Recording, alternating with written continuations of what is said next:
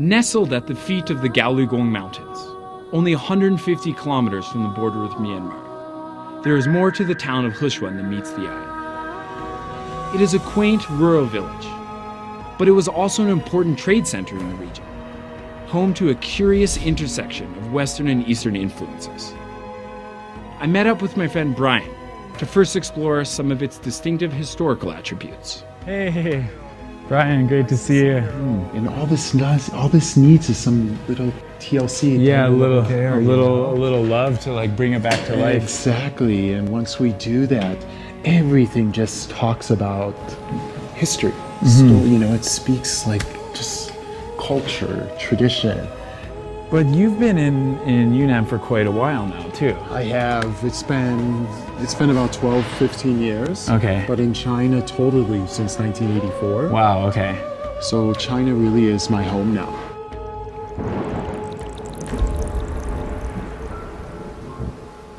Brian's passion for the old ways of doing things pull him towards places like this workshop on the outskirts of town where paper is still made by hand.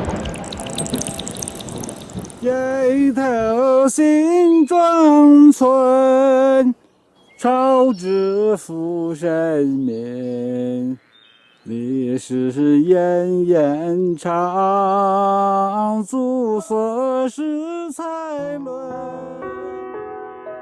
The legacy of making paper in this way goes back at least 450 years. The process is something of an art, and I'm quick to learn it's not as easy as it looks. Yeah. Okay. 就慢慢来，不要着急。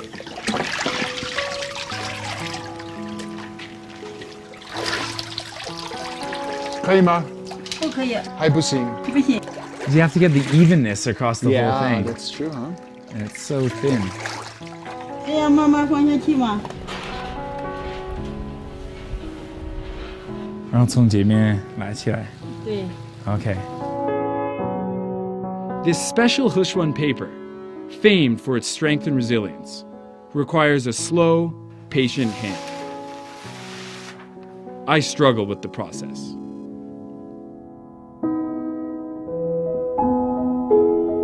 Heshun's historical charms aside, it is also home to some of the best food in Western China.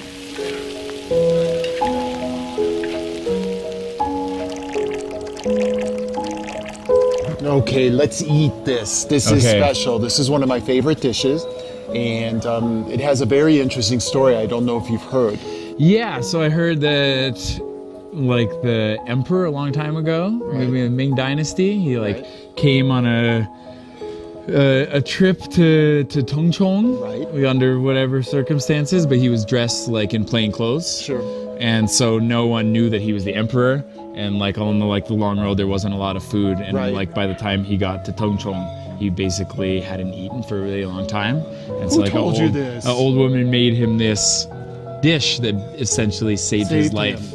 So the Dajiujia, that they call it here, like refers to the story in which like this dish was what resuscitated the life into the emperor. Good job. Heshun is also famous for its library. The building was created nearly 100 years ago. Its construction funded almost entirely by a huge number of locals living overseas.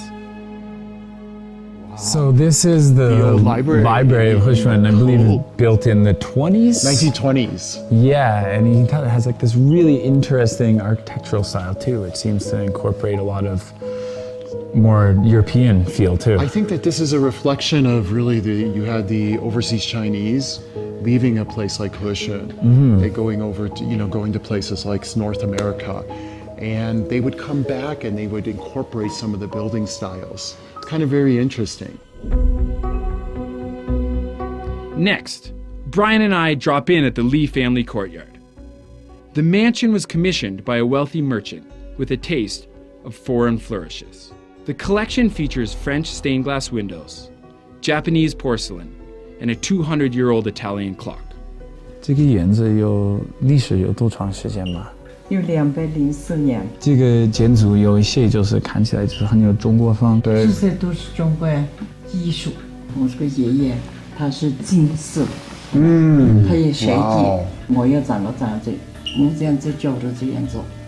当地下午回来，教过上海东北的英语老师给他们补习，一笔跟着父亲们出去做生意，所以现在400多人了，住在世界各国。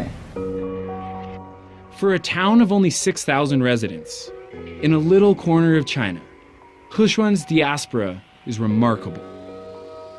The library was funded by nearly 10,000 people from Hechuan living abroad, and the Li Mansion furnished by a world traveler.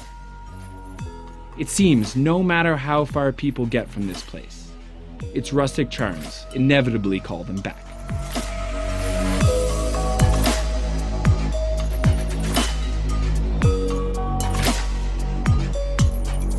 Thanks for watching. This was just one of the many incredible places I got to visit on my month-long journey across Yunnan. Like, share, and explore the rest of the province with me in this 12-episode series.